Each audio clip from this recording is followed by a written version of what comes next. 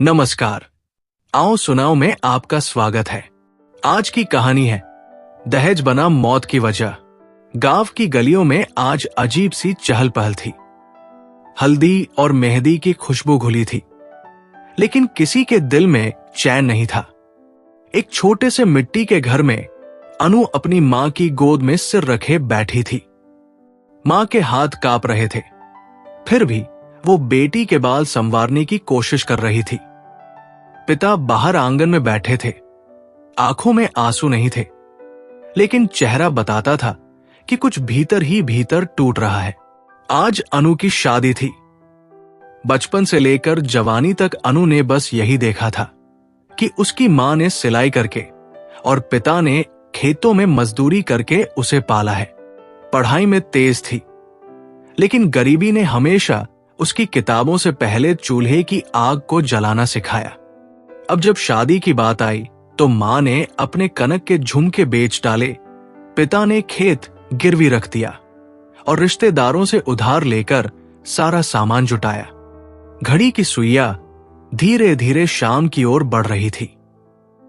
बारात बस आने ही वाली थी। अनु दर्पण के सामने बैठी थी।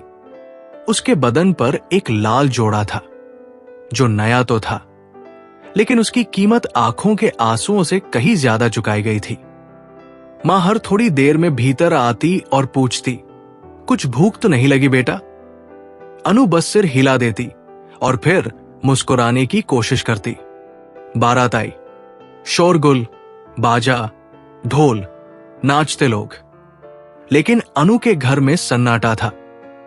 राहुल दूल्हा ऊंचे घराने से था, शहर में नौकरी करता था और उसके परिवार ने दहेज में मोटरसाइकिल, फ्रीज, सोना और 1 लाख रुपए नकद की मांग की थी। अनु के पिता ने सब दे दिया, लेकिन फिर भी दूल्हे के पिता की आंखों में संतोष नहीं था। मंडप में बैठते समय उन्होंने चुपचाप फुसफुसाकर कहा, जैसे तैसे जो जोड़ा है वैसा ही निभेगा। विवाह की हर रस्म में अनु का चेहरा किसी मशीन की तरह चलता रहा। वो मुस्कुरा रही थी, लेकिन आंखों की गहराई में ठहर चुका पानी किसी तूफान का इशारा दे रहा था। विदाई का समय आया। मां ने अनु को गले लगाया। उस गले में वो अपनी सारी कमजोरियां छिपा रही थी।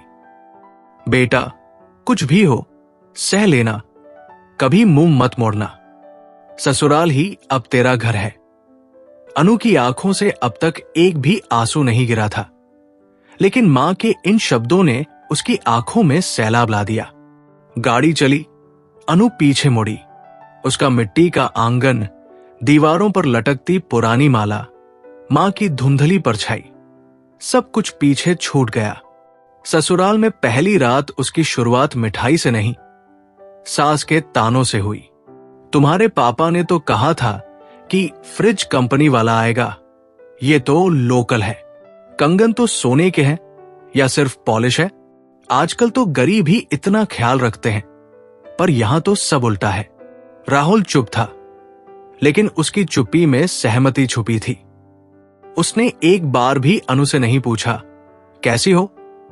उसकी आंखों में उत्सुकता नहीं, अपेक्षा थी।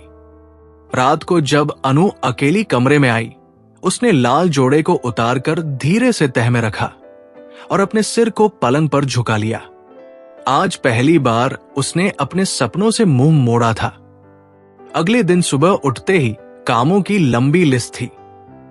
बहू, पानी भर दो, रसोई में आलू छीलना है, अभी तक चाय नहीं बनी। ये कैसी बहू आई है? सासू मां की आवाज में प्यार की कोई परछाई नहीं थी। हर बात में तुलना थी, हर बात में ताना था। अनु ने बिना कोई जवाब दिए काम शुरू किया। उसका दिल कहता रहा कि शायद कुछ दिनों में सब ठीक हो जाएगा, लेकिन वक्त बीतता गया और उस घर की दीवारों ने मानो उस पर हंसना शुरू कर दिया। दूसरे हफ्ते में राहुल ने कहा, मां चाहती है कि तुम अपने मायके से थोड़ा और कुछ मंगा लो। पापा कहते हैं कि अगर टीवी आ जाए तो अच्छा रहेगा। अनु ने कहा, पापा जितना दे सकते थे दे दिया, अब बचा ही क्या है उनके पास? राहुल ने मुड़कर अनु की तरफ देखा और बोला, ये जानकर हम क्या करेंगे, उनको बोलो घर बेच दो। अनु सहम गई। उस दिन पहली बार उसकी आवाज कांपी। डरते हुए बोली, मैं बात करूंगी मां से। फोन पर मां कुछ देर चुप रही, फिर बोली, ठीक है बेटा, मैं देखती हूं कुछ कर सकूं तो, तू परेशान मत हो। अगले हफ्ते मायके से एक पुराना टीवी, थोड़ा और बर्तन और 1,000 रुपए का लिफाफा आया। अनु के पिताजी ने गांव में बची एकमात्र जमीन का आधा हिस्सा गिरवी रख दिया था। लेकिन तानों का सिलसिला बंद नहीं हुआ। नंद बोली, तेरी मां ने कौन सा बड़ा काम किया है? हम तो सोच रहे थे सोने की चेन आएगी, दूसरी बहू होती तो खुद लेकर आती। राहुल अब देर से आता और आते ही गुस्से में बोलता, तुमने मेरा सम्मान गिरा दिया है। सब दोस्त मजाक उड़ाते हैं कि मैं गरीब घर की लड़की से शादी कर बैठा। अनु अब अंदर ही अंदर घुलने लगी थी। उसकी मां की बात उसके कानों में गूंजती, सह लेना, ससुराल ही अब तेरा घर है। एक दिन वो छत पर अकेली बैठी थी। शाम ढल रही थी, आसमान में लालिमा थी, वैसी ही जैसी उसकी शादी के लाल जोड़े की थी। पर वो जोड़ा अब अलमारी में बंद था। जैसे उसके सपने, उसकी आवाज और उसकी पहचान, सब बंद। उसने आसमान को देखा और बुदबुदाई, मां, क्या लाल जोड़ा पहनकर औरत को सिर्फ सजा मिलती है? उसी रात राहुल ने उसे थप्पड़ मारा। कारण, अनु ने उसकी मां से कहा था कि वो आज थकी हुई है और रसोई का काम थोड़ी देर से करेगी। थप्पड़ के बाद अनु का चेहरा तमतमाया नहीं, उसके आंसू नहीं गिरे, वो बस शांत रही, जैसे अब उसे कुछ महसूस ही नहीं होता। शादी को 1 महीना हो चुका था। अनु अब उस घर के हर कोने की धूल पहचानने लगी थी। हर दीवार की दरार उसे याद हो चली थी। लेकिन उस घर में किसी की मुस्कान उसे आज तक नहीं मिली थी। राहुल के माता पिता हर सुबह उसे तानों से जगाते और हर रात एक नई मांग का हिसाब लेकर सोते। बहू, तेरे पापा ने जो फ्रिज भेजा था, उसकी ठंडक तक में गरीबी की बू है। कपड़े देखो इसके, हमारी बहू होकर भी जैसे किसी काम वाली बाई लगती है। तेरे जैसे लोग शादी के नाम पर बोझ बन जाते हैं समाज में। अनु सुनती, सहती और चुप रहती। कभी कभार उसकी आंखें भर आती, लेकिन उसने अब आंसुओं को अपनी नींद में बहाना सीख लिया था। जागते हुए वो कभी रोती नहीं थी। मां ने कहा था, रोने से कोई जीतता नहीं, बस अंदर से कमजोर हो जाता है। एक शाम जब राहुल घर आया, उसके साथ 2 दोस्त थे।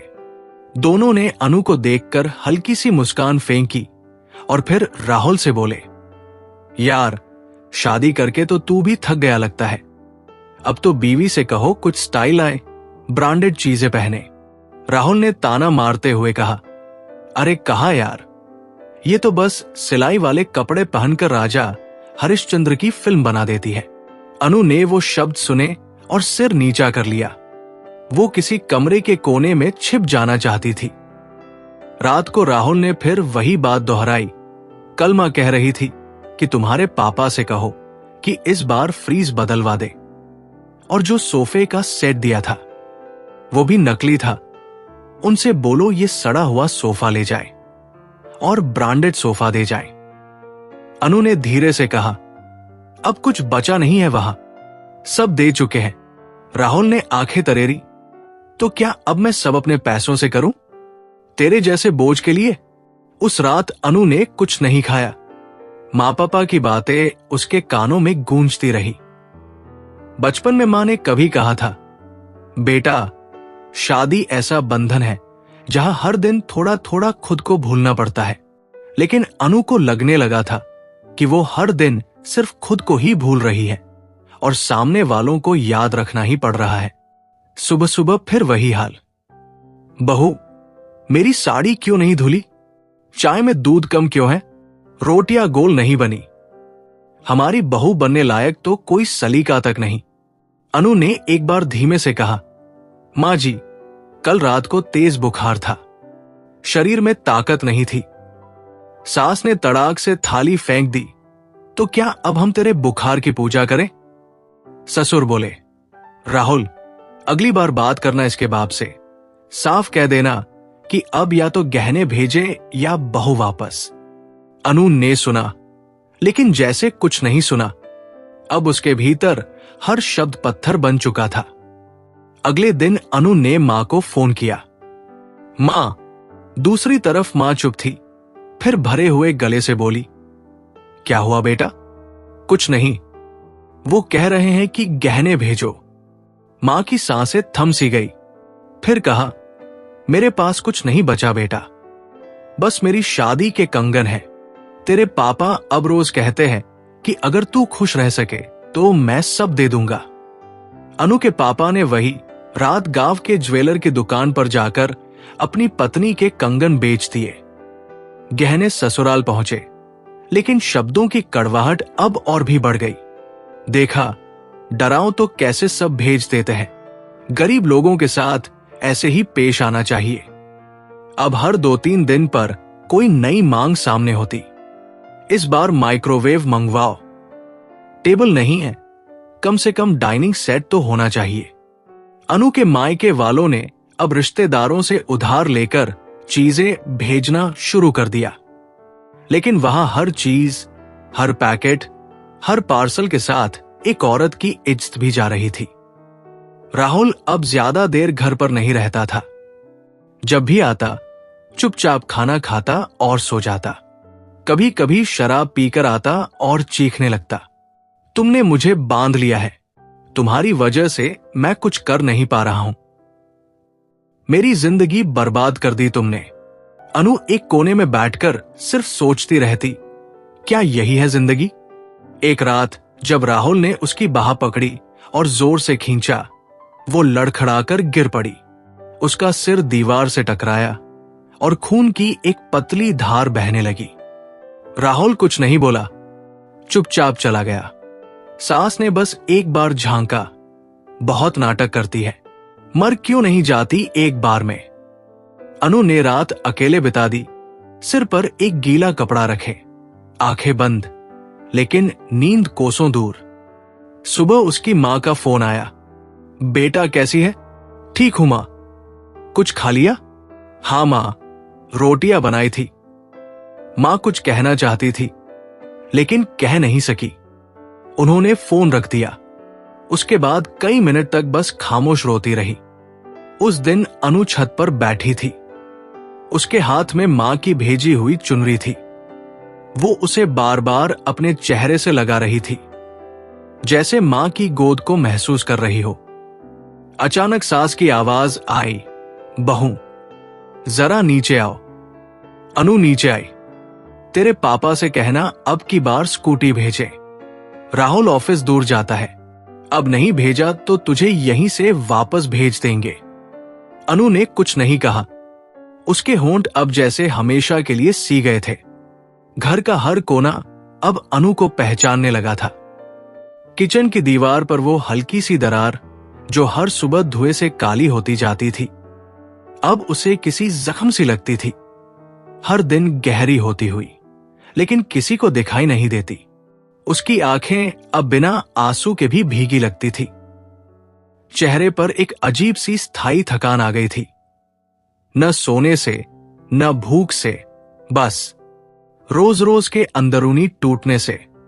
उस दिन सास ने उसे फिर टोका, तू दिन भर करती क्या है? कपड़े धोने में भी इतनी देर? हमारे जमाने में तो बहुएं सूरज उगने से पहले उठ जाती थी। अनु ने धीरे से सिर झुकाया। बुखार था, पर बताया नहीं।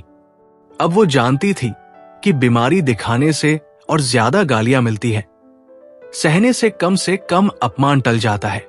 राहुल देर रात घर आया, आंखें लाल थी, शायद शराब पीकर आया था। तूने खाना नहीं गर्म किया? हर बार तुझे बोलना पड़ेगा। अनु रसोई की ओर बढ़ी, लेकिन तभी राहुल ने उसकी कलाई जोर से पकड़ी। सुन, अब की बार तेरे पापा से गाड़ी की बात करना। मैं अब लोकल ट्रेन में नहीं घूम सकता। तू मेरे नाम का फायदा तो उठा रही है, अब कुछ तो लौटाना पड़ेगा। अनु चुप रही। लेकिन उसके चेहरे पर एक हल्की सी टीस उभर आई थी। उसी रात उसने मां को फोन किया। मां, राहुल गाड़ी मांग रहे हैं। मां चुप थी, फिर धीरे से बोली, बेटा, तेरे पापा को अब लकवा मार गया है, हाथ पैर नहीं हिलते, उधारी भी चुकानी है। कह देना उनसे कि हम अब कुछ नहीं कर सकते। अनु की आंखें डबडबा गई, और मां की भी, पर उसने मां को रोते नहीं सुना। बस एक लंबा सन्नाटा था, जैसे मां के आंसू भी अब अंदर ही अंदर मर चुके थे। अगले दिन अनु ने बहुत हिम्मत करके राहुल से कहा, मायके में अब कोई पैसा नहीं बचा है, मां और पापा बहुत तंगी में हैं। राहुल ने उसकी बात बीच में ही काट दी। तू बस एक बोझ है, तुझसे तो अच्छा होता मैं किसी नौकरी वाली से शादी करता। कम से कम गाड़ी, फ्रिज और टीवी तो ढंग का मिलता। उसने अनु की तरफ घृणा से देखा और दरवाजा पटक कर निकल गया। उस दिन अनु ने अपने आप को कमरे में बंद कर लिया। घंटों वही पुरानी चुनरी अपने चेहरे से लगाए रही। उसे लगता था जैसे मां की गोद अब उसके लिए बस एक याद बन गई है, एक अधूरी सी ठंडी सी गोद जो अब सिर्फ कल्पना में थी। कुछ दिन बाद सास ने सुबह सुबह चिल्ला कर कहा, बहू, जरा सुन, तेरे मामा के लड़के की शादी है ना इस बार, कुछ ना कुछ तो तुझे भी मिलेगा ही। तू जो भी लाना अच्छा लाना, वरना वापस मत आना। अनु हैरान थी, पर मैं वहां जाऊंगी कैसे? हमें क्या, तेरा मायका देखे एक बार और उन्हें समझा देना कि अब औकात दिखाने का वक्त है। अनु ने बहुत हिम्मत करके मायके जाने की इजाजत मांगी। जब वो मायके पहुंची, घर की हालत बहुत बदल चुकी थी। पापा खाट पर पड़े थे, आंखें बंद। मां का चेहरा झुर्रियों में लिपटा था, जैसे सालों की थकान उसी चेहरे में उतर आई हो।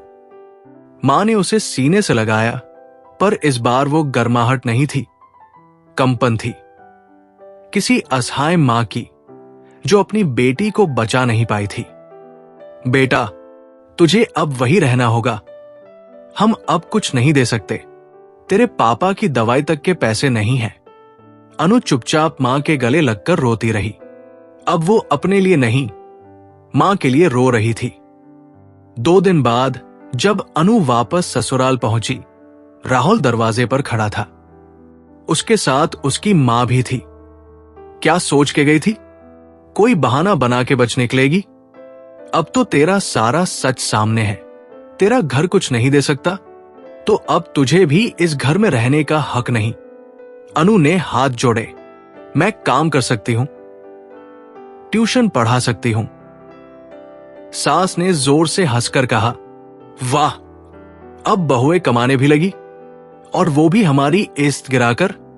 हमें नहीं चाहिए कोई नौकरी वाली बहू। राहुल ने पास रखा पानी का गिलास जमीन पर दे मारा। कांच के टुकड़े चारों ओर बिखर गए। या तो तू कुछ लेकर आ, या निकल जा इस घर से।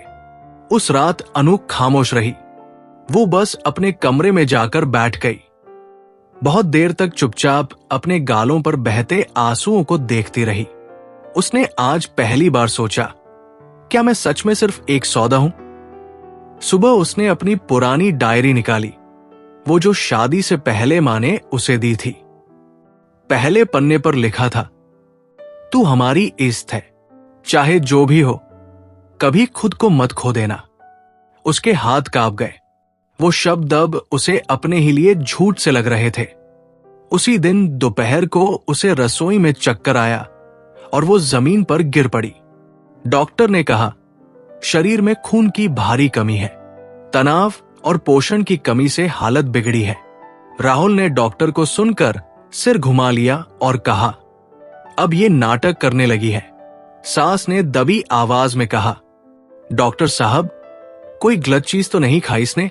डॉक्टर हैरान थे। इसकी देखभाल कीजिए, वरना अस्पताल में भर्ती करना पड़ेगा। पर अगले ही दिन सास ने कह दिया, कोई हॉस्पिटल नहीं जाएगा, हमारे पास कोई फालतू पैसा नहीं है।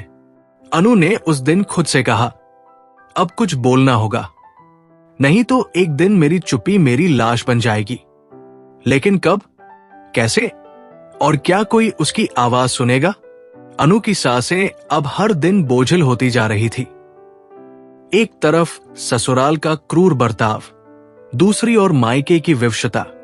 उसके जीवन में जैसे कोई कोना बचा ही नहीं था जहां वो सुकून से सिर रखकर सांस ले सके।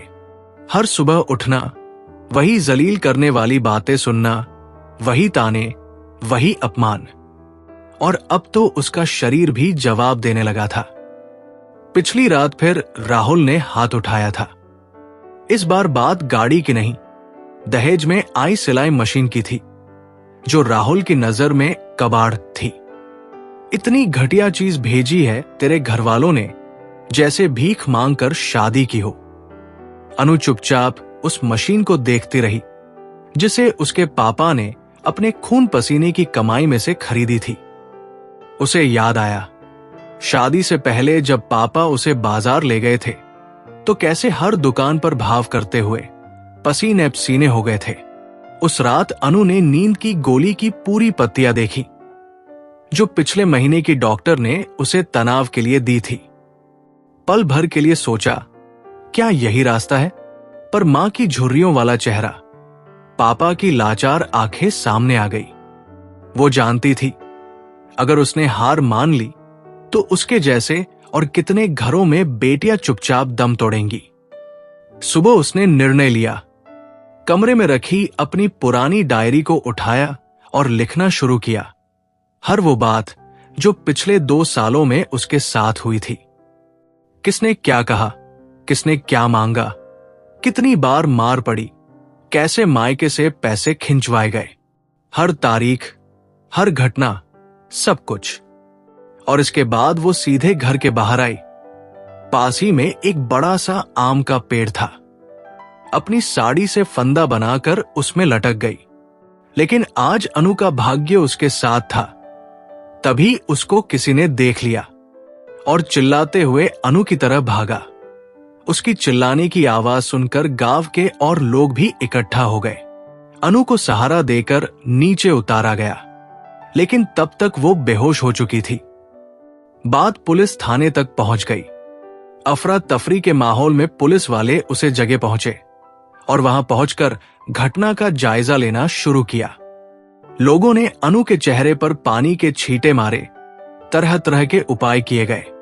इसी बीच अनु को होश आ गया। थानेदारनी ने उस सवाल करना शुरू किया। उसकी बात सुनकर कहा, इतना सब हुआ और अब तक चुप रही? अनु की आंखें भर आई। मैं सिर्फ सहती रही, सोचा शायद बदल जाए। लेकिन हर दिन और बुरा होता गया। मामला दर्ज हुआ। पुलिस उसी शाम राहुल के घर पहुंची। सास, देवर, सबके चेहरे पर हवाइयां उड़ गई। राहुल चिल्लाया, इस औरत को हमने पाला है, इसे सब कुछ दिया है और अब ये हम पर इल्जाम लगा रही है। पुलिस ने सख्ती से कहा, बहुत कह लिया आपने, अब कोर्ट में जवाब दीजिएगा।